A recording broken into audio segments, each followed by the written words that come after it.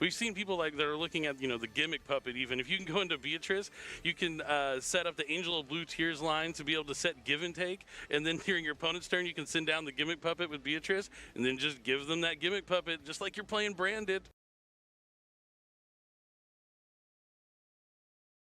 Well, I guess I spotted the fan. Hey guys, Otaka here, back with another competitive Yu-Gi-Oh video. So, Nationals just happened. The NAWCQ has finally resolved, and well, it's basically what we expected. Now, I will start by saying that I was wrong in the sense that Fiendsmith Snake Eye did not completely dominate the entire NAWCQ, and there were some decks that actually managed to clutch it out. But it was incredibly obvious that Konami knew we didn't just want to watch a bunch of mirror matches between Fiendsmith Snake Eye, and so they were doing a lot of feature matches of decks that most likely didn't stand a whole lot of a chance in the entire regional, or sorry, the entire national. But funny enough, we saw some pretty cool things. To start, in day one, round one, we actually saw Mimighoul, a brand new archetype for the TCG that came out in Infinite Forbidden, make an appearance, and it actually put up a pretty good fight. Now, unfortunately, this person did lose to time, which is pretty much what I expected the deck to lose to, was time, because the deck has a very powerful strategy. However, what it's going to struggle with is winning. It's very gimmicky, which is kind of like the whole theme of like mimics in a sense, but it does still need at the end of the day to have a winning strategy to go for game. And then on top of that, we saw probably one of the more hype moments of Yu-Gi-Oh, at least in the current format, which was a gentleman winning with the Ancient Gear deck, a deck that got support in Legacy of Destruction, but since then hasn't really done anything. But a man brought it to the NAWCQ, and he actually got pretty far. He did end up dropping by round 11, but on the feature match, he 2-0'd Fiendsmith Snake Eye. Now, both of these decks, I think, had the home field advantage of the fact that people just weren't familiar with what they did, and if they did, maybe they would have been able to play better against them, but at the same time, at least for Ancient Gear, we all kind of cast it aside as not really a notable deck, and because of that, you're pretty much just kind of expecting to lose because it's going to do things that is going to catch you off guard. And of course, you're also just not going to be able to interact with it properly because you don't know what you should be interacting with. But that's enough rambling on my part. Let's go ahead and take a look at the top 64 list, kind of take a look at the deck list, and kind of observe what we're going to be looking at least until the August Forbidden Limited list that Konami has promised us we will be getting. But before that, I do want to point out that most of you that watch my videos are not subscribed to the channel, and if you like competitive Yu-Gi-Oh content, consider dropping a subscribe on the channel so you can continue to support the channel, and of course, make sure that I continue making videos like this one. But also, don't forget to leave a like on the video, and also let me know your comments on today's topic. So as we can see here, this is the top 64 pie chart for the NAWCQ, and out of 64 decks, 30 of them were Fiendsmith Snake Eye. Now, it doesn't say Fiendsmith here, but every single Snake Eye deck that made it to the top 64 were Snake Eye. Then there was 9 Yubel, 13 Tenpai Dragon, because again, Roku was exactly what the deck needed to actually put up a very good fight against the Fiendsmith Snake Eye, because for the most part, we were pretty much putting Tenpai out of the picture, but Tenpai is kind of cracking back and doing very good. Runic, pretty much Runic's done. I don't think Runic, anything else made it into the top 64. Branded, which there's always one at this point. Branded is still a very powerful deck, and Gimmick Puppet is still very much a strategy. Now, we will talk about when we get into the deck list, but Branded, of course, is going to be struggling a lot more thanks to the Fiendsmith cards kind of promoting a specific card or a specific type of card to be in play in the current format. So Branded is going to continue to struggle a little bit because their winning strategy is going to get outed a lot more. Ritual Beast, best shifter deck in the room. It can play shifter and it benefits from shifter, so of course Snake Eye is going to be hurt by that, so this does not surprise me. However, I think Ritual Beast is, again, one of those decks that once we kind of familiarize ourselves with the combos and the cards, this deck is going to kind of be pushed out of the format very quickly. Labyrinth, again, this is another scenario where there's always one. There's always a good Labyrinth pilot that's doing very well, gets to the top 64. And he even made it to the top 32, whereas that Branded player made it always top 16. Gimmick Puppet got 2, which is very surprising because Gimmick Puppets and the Fiendsmith cards kind of promoted the Bishields to get main decked. Again, I'll talk about it when we get to like the deck lists. But Bishields are in the main deck everywhere, and Gimmick Puppet and the Fiendsmith cards are kind of the reason for that. So 2 Gimmick Puppet players making it to the top 64 is very impressive. But at the same time, it is just an FTK deck, so if you don't see the Bestial, you don't see the Crow, you just don't see ways to interact with them, they are just going to kill you with no interruption whatsoever. Tier Limit, at this point, I'm not really surprised. Tier Limit Fiendsmith is a very cool strategy. It kind of makes the Horus cards not needed. However, I believe the Horus cards were still played in this version. Memento, this doesn't surprise me. We all kind of talked about it, how Memento, like Fiendsmith, or just Memento Pure, very powerful deck that can just do a lot. The new support was definitely a very good thing. And then Vanquish Soul. This one was very surprising. A Vanquish Soul player made a top 64 at the NAWCQ. And I'm hoping the deck list is on here because I do want to see what they did specifically that maybe helped them get there more than just being a good pilot. Now, the person who won the entire event was playing Fiendsmith Snake Eye. Surprise, I know. I cannot pronounce his name, but there it is. And this is pretty much just the deck list. This is what we kind of are to expect for the rest of the format until the August Forbidden Limited list.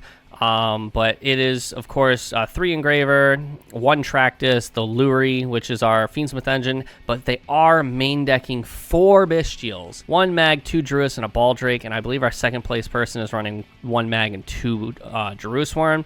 This is because the Fiendsmith cards do require having light fiends in the graveyard, and being able to remove those light fiends in the graveyard kind of removes resources, so that way they can maybe not do as well. If they like use track to search the Lurie and then discard the Lurie, and you can banish that Lurie before it hits the board. It is just the Bestials are once again very powerful because the best engine in the room is very much hurt by the Bestials. Now we are still, of course, running Sinful Spoils. We're still running the Temple. We are running the Angel Statue Azaroon. This is a card that is going to be played a lot thanks to the Silo Hat Rabbit, a card that came out in the brand new set Infinite Forbidden. This card is very powerful. Being able to just set a spell or trap card that can kind of summon itself, or set a continuous trap card that can summon itself as a monster. And so the one that we're all kind of looking at is, of course, the one that came in the set with it, but we are looking at Angel Statue Azaroon, which is essentially just a Solemn Judgment in a weird way. You just summon it on like your opponent's turn. You just summon it from the back row, and then you when your opponent would special summon a monster, you can just send Azaroon to the graveyard and then negate the summon and destroy the monster. We're gonna see a lot more play of it. And then our extra deck is pretty standard. We are getting to the point where people are siding extra deck monsters because the extra deck has gotten so tight with the Fiendsmith package. So this gentleman here was, of course, running Desiree, which is very powerful. Not all Fiendsmith engines are running Desiree. It depends on the deck you're playing it in. Like Chimera, not all builds are running Desiree. Very powerful card, but not needed. We're, of course, seeing the Closed Heaven. And then we are seeing Dark and Access Code Talker in the side because he is not, they're not really needed. It's more of like a go second strategy because Access Code Talker does not really do much going first. Then we are seeing the Molcharmy Perulia. This is a card that we were all kind of on the fence on if this was going to be good or not.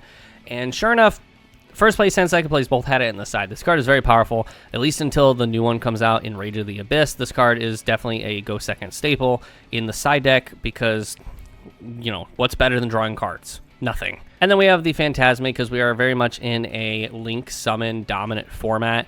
So Phantasme, again, is just more drawing cards. Crossouts because we are in a 21 hand trap format, so everyone's running the same hand traps, so crossout designators become a lot more popular. But on top of that, it's very good in mirror matches. And that's pretty much it. We will take a look at the second place deck list, but it's basically the same. So our second place deck list belongs to Michael Thomas. Very, very similar style deck. Like I said, we're not running the Baldrake. We're running 2 Jerusalem, but we're not running the Baldrake here. He is running the Necroquip Princess, which is kind of just a Link 1 if you have an Engraver equipped with a Requiem. And then also it lets you make Fiendsmith plays still without having to go into the Sequentia or the Sequence, however you want to call it. This is another scenario where it's kind of a comfort pick. You can play this, you cannot, really up to you. But we're not running any extra deck monsters, so Michael just kind of decided to try and capitalize more on his side deck. So we are still seeing the Perulia in here. We are seeing Crossout Designator. We are seeing Dark Ruler no more. I think a lot of this comes down to Crossout Designator just kind of hitting this, but also breaking boards is still very relevant. And then Angel of Blue Tears plus the D-Barrier and the Different Dimension Ground. These cards are going to be very powerful coming into the next format because the Beatrice can basically send this to the graveyard and then on the next turn send Lacrimosa, or actually no, you send this to the graveyard, then send off the material you detach off Beatrice, send the Lacrimosa. Lacrimosa burns, and then immediately this will set D barrier or a different dimension ground. Just depends on the matchup. If Beatrice gets hit, I don't foresee this being a thing, and I say if, but Beatrice is 100% getting hit. We'll talk about that in a future video on the upcoming Forbidden Limited list that we will be getting at the end of August. The next deck I want to take a look at is the Yugioh Fiendsmith, basically just Fiend Pile at this point. It's pretty standard for just Fiendsmith in general. They are playing the Mature Chronicle, so they can really just benefit off of the bajillion amount of Yubels that they are summoning in this deck. But for the most part, the main deck is kind of just standard. They are playing the 2 Tractus instead of the 1. I don't think there's really an issue with this, mainly because you can just discard any card in the deck. But also, I think Tract plays better around Droll and Lockbird, a card that, as I'm sure you've seen in the other 2 deck lists, is kind of just a standard going into the next format. And then we are running the Necroquip Princess, but we are also running the Aerial Eater. This card is very powerful because it dumps a Fiend monster to the graveyard, something that Yubel very much is a fan of. So they are definitely running the Aerial Eater. It is just essentially Fiendsmith support because it just requires 2 Fiends of the same attribute, so you can just send any one of the extra deck Light Fiends or Engraver or Illuri back into the deck, and then sure enough, summon the Aerial Eater, and then dump one of the Yubel cards from the graveyard, or from the deck into the graveyard. Other than that, the extra deck is pretty standard for anything Fiendsmith and Yubel related. It is just a Fiend pile, essentially. We are running 2 Pank. Pank is really cool, but for the most part, this entire the entire side deck is just Board Breaker. So our entire main deck is, for the most part, hand traps. We have the 3 Ash, the 2 Mourner, the 2 Veiler, the 3 Imperm. But the side is just Board Breaker, go second. I think that's pretty good because one thing that the Yubel deck does struggle with is kind of going second, trying to establish a board into an already established board. So I do like just the go second strategy, and then like the different dimension ground can be used for thrust, of course. And then in our top 8, we had 1 Tenpai player, pretty standard stuff. They're running the 2 of the new Gen Roku. They are running 1 of the Dora Dora because Dora Dora is just very good at getting more bodies out. It's a level 3, so that way you can continue to make level 7 synchro plays. But for the most part, this is pretty standard. They are running 3 Raigeki on top of 2 Lightning Storm. I like that, I'm not going to lie. They are running a little bit less hand traps, though. They are running the 3 Shifter because Shifter kind of kills most of the hand traps for the most part. Shifter kills Droll, Shifter kills Ogre, and then Shifter, I believe, kills one of the other hand traps. I can't remember which one. But for the most part, if you activate Shifter and then you have like the other hand traps in your hand, most of them are pretty dead cards. So I can understand this for sure. And then Droll is just kind of a must in this format because Fiendsmith just plays into it so hard that you just kind of have to Droll the first interaction you come across. 3 Ash, of course, the 1 Bestial Mag because Bestials are so good in this upcoming format. And then on top of that, it searches dragons, just generic searching of a dragon. So you have that crackback for sure. For the extra deck, it's pretty standard. The only thing that's like a little kind of like, I guess, comfort pick is he is running 2 of the Hieratic Seal of Heavenly Spheres and then 1 Doolittle Chimera. I truly believe that Doolittle Chimera is a personal pick. I don't think every Tenpai player is playing this. I have seen it in deck lists before, but I don't think it is a must-of. And then the 2 Hieratic Seals, again, I think a comfort pick. I don't see very many lists playing 2, but it doesn't hurt by any means. One thing I do want to point out is the Power Filter. What this card does is a continuous spell. Neither player can special on monsters with 1,000 or less attack. So this is pretty much just a lockout for like Fiendsmith and Snake Eye specifically, because Snake Eye, unless you have the field spell, all your monsters are under 1,000 attack, and then of course Yubel cannot play against this as well. This is really cool. I do think this is a cool tech for sure. We have the Kawakimera Draco, of course, because it just locks out light and darks, which of course is the Yubel cards. And then we are running the 3 Solemn Scolding, which I do like this as well. And in top 16, we did see a Runic Stun player. This is nothing new. This is pretty much all the Runic Stun does. Draws 1,000 cards, try to get to the Floodgates, and then of course the Floodgates we are running is Rivalry, 2 Synchro Zone, and 3 Skill Drain. If I had to guess, Skill Drain's getting put to 1 on the next ban list, possibly even Synchro Zone I could see being put to 1. Just hit all the Floodgates to 1, I think is very balanced and kind of a good middle ground for the people who hate Floodgates versus the people who like using Floodgates and think that it balances out the game. I think that's a good happy middle ground, is putting them all to 1, so that way they're still usable, but they're not fucking everywhere. And then on the side, we are of course still seeing the Gozen match, and then we're using the Crave of Super Ancient Organisms. This is pretty much only good against like Branded and a couple other matchups. Like, it could be good against Yubel, kind of, but at the same time, they don't have to attack, and for the most part, they're not activating their effects on the field. But this is still good against Branded, of course. Sphere Mode's an interesting one. Sphere Mode's a card that I've been trying to like mess around with in this current format myself, simply because a lot of end boards, even for Snake Eye now, are ending on like those 3+ monsters for the most part, not all the time. And the only issue I've been running into it with is that most of the decks that I would run this in, I do need my normal summon. Madolche being one of them. Branded, of course, still needs it. Chimera still needs it. So a lot of the decks that I would run this in to break a board, I need my normal summon. We are in a format that still very much needs its normal summon. And in the top 64, we did have 2 Gimmick Puppet FTKs. This was the Horus variant. This is a version of the deck that I personally wanted to run. However, the Horus engine is still a very expensive engine, thanks to Imseti still being very, very usable and very powerful. We will not probably see this engine go down in price until the Megatins at the end of the year. However, we are only running 1 Ash, 1 Droll, 1 Nib, and then we are running the 3 Imperm, but we're running 3 Crossout and 1 Called By, mainly because the Horus engine takes up so much of your non-engine slots in the deck that you can't really fit actual hand traps in here. So they're mainly just using the hand traps for crossout targets. The issue here is if they open the hand traps plus a crossout, that 1 hand trap is no longer, cross-outable. The problem here is the deck does just die to Droll and Lockbird. That is the unfortunate truth here. If we can't draw cards, we can't burn our opponent for an FTK strategy. Because the Gimmick Puppet of Dark Strings does need to draw a card and then burn, it is not burn, then draw. So if we get Droll and Lockbird, we just die. So I do think that's why like the Horus engine is still very powerful, because the Horus engine of the deck can still set up these cards that can maybe give you a fighting chance against your opponent. The thing here is that the Horus cards don't really have the ability to summon stuff from the extra deck, because the Gimmick Puppets hard lock you on many different choke points in the deck. So the only real like non-engine Gimmick Puppet we have in the extra deck is the number 68 Sonafond, the Sky Prison, which is still a very powerful card, but we are not really summoning this unless we are not locking ourselves. We're really only summoning this at like the beginning of the turn before we commit to the Gimmick Puppets. We are running 2 of the Terror Baby in this. I feel like this is a personal chip pick. You can run 2 or 1.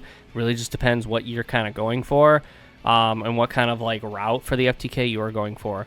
They are also running 1 Shifter in the side deck, of course, for the Crossout Designator, because Shifter kills this deck too, for sure. Spooky Dogwood is a very powerful hand trap, because it just kind of helps you against time, but it also can kind of give you life points to hopefully live. Now, again, the one thing that Gimmick Puppet doesn't like happening is not being able to FTK. So if you have the Spooky Dogwood in your hand, you can maybe buy yourself another turn. The last deck I want to talk about is a deck that I have no clue how to explain what's going on, because I also don't know what this deck does, and that is Ancient Gears. Now, I am hoping that I can maybe get a hold of the gentleman that played Ancient Gears at the NAWCQ and maybe like actually ask him his thought process going into this deck.